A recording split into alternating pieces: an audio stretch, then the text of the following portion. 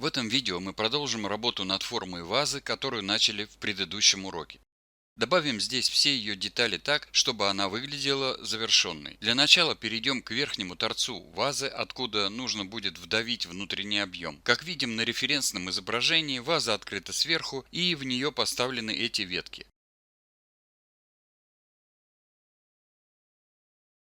У нас есть эта петля ребер по верхней части объекта, которые можем выбрать двойным кликом на одном из отрезков контура ребер. Далее я просто масштабирую так, чтобы их петля приблизилась к краю вазы. Затем выбираем все поверхности этой внутренней части цилиндра и продавливаем их вниз, создавая стенку вазы. Чтобы упростить эту операцию, я буду использовать инструмент Paint Selection Face из панели инструментов выбора поверхностей кистью. Далее кликаю правой кнопкой мышки, выбираю Face, но сначала иду сюда и просто кликаю вне объекта, чтобы отменить предыдущий выбор поверхностей. Затем возвращаюсь к меню Paint Selection Face и выбираю нужные поверхности. Теперь, удерживая Shift, могу начать экструдирование вниз. Как далеко, лучше решать, перейдя к виду спереди. Так можем точно увидеть, насколько глубоко выполняется это вдавливание. Окей. Далее требуется создать bevel, скосы, по всем этим формам алмазной огранки снаружи вазы. Давайте вернемся к виду спереди и выберем все их ребра. Чтобы сделать это, кликаю правой кнопкой мышки, выбираю Edges и обозначаю выделение по всей форме. Теперь, поскольку здесь захвачена и внутренняя часть, мне нужно избавиться от выбора этих поверхностей. Сделать это с дном очень просто. Перехожу на вид сверху и с нажатой Ctrl просто отменяю их выбор. Для этих вертикальных поверхностей внутри также удерживаю Ctrl, выбираю одно ребро, затем дважды кликаю по ребру рядом с ним, что фактически отменяет выбор всего кольца таких ребер. Теперь, чтобы получить скосы, перейдем к инструментарию моделирования и выберем опцию Bevel.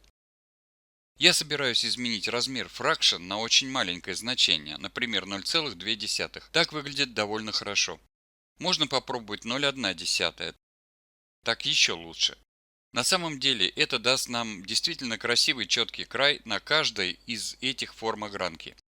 И я собираюсь изменить число сегментов в скосах на 2. Теперь отображение начнет тормозить из-за резкого увеличения объема данных, помещенных в историю создания геометрии. Поэтому выбираю весь объект, иду в меню Edit Delete All by Type History и тем самым очищаю всю историю этого объекта. Теперь, чтобы иметь возможность придать ему конечную форму, подробности геометрии, которые есть на стенках внутренней части, будет недостаточно. Поэтому выбираю одну из них и дважды кликаю на поверхность рядом с ней, что выберет все эти внутренние поверхности. Далее использую Connect, чтобы добавить ряд петель ребер вниз по стене. Благодаря этому, когда применю деформеры, эти внутренние поверхности будут следовать за общим изменением формы. При использовании инструмента Connect можете видеть, что сейчас имеем 11 сегментов, но можете перетаскиванием с нажатой средней кнопкой мышки изменить это число до того, которое, по вашему мнению, нужно. 8, вероятно, будет достаточно. Нажимаю Enter, чтобы подтвердить эту команду. Теперь у нас есть внутренние стены, готовые к уточнению формы. Проделать все это на уровне вершин или компонентов было бы очень сложно. Поэтому начнем использовать деформеры, чтобы помочь себе. Выбираю вазу в режиме объекта, перехожу к Deform Non-Linear и далее выбираю деформер Flare, вспышка. Сначала его действие не будет выглядеть правильно, но есть возможность придать округлость, к которой мы стремимся. Иду на вид спереди, затем иду под Flare и меняю Start Flare по X и Z. Буду увеличивать это, пока форма не сравняется с шириной с референсной картинкой. Затем проделываю то же с End Flare по X и Z, чтобы получить размер внутренней части вверху. Пока это не очень похоже на вазу, изображенную на референсе, но этот деформер имеет параметр Curve, кривой, который позволит получить такое выпучивание наружу. Еще одно, что я бы рекомендовал, пройти в High Bound и просто немного уменьшить значение. Если зайдем слишком далеко, то вернемся фактически к цилиндрической форме, но на самом деле это поможет уточнить получаемую форму внешних очертаний этой конкретной вазы. Вернемся к перспективному представлению и посмотрим, что получилось. Выглядит неплохо. Далее снова выбираю объект, иду к Edit Delete All by Type History, чтобы зафиксировать эту деформированную форму. И не нужно будет беспокоиться, что если удалю деформер, то все вернется к оригинальному цилиндру. Теперь последняя особая часть формы. Эта ваза имеет такой скос верха. Чтобы добавить его, перейдем к виду спереди и будем использовать еще один деформер – Lattice, решетку. На самом деле его настройки по умолчанию идеально подходят нам. Кликаю правой кнопкой мышки по решетке, выбираю эти ее точки и просто смещаю их вниз. Теперь вы заметите, что здесь тоже произошло смещение, поэтому беру другую сторону решетки, подтягиваю и продолжаем таким образом, пока не получим ту форму, которую хотим иметь. Вернитесь к перспективному виду и посмотрите, что получилось.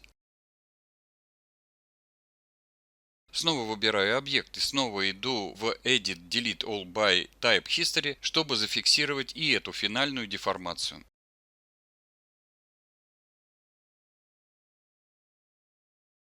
Далее нужно сохранить файл вазы точно так же, как перед этим комнатой.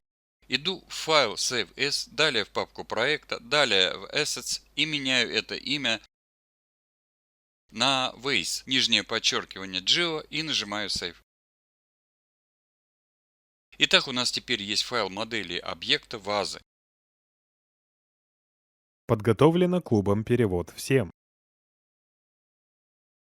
Мы смогли получить его, используя только базовый примитив полигонального цилиндра, затем уточняли его геометрию петлями ребер так, чтобы создать формы алмазной огранки, а далее использовали деформеры, чтобы получить общую сложную геометрию объекта, уточнив последние детали ее формы.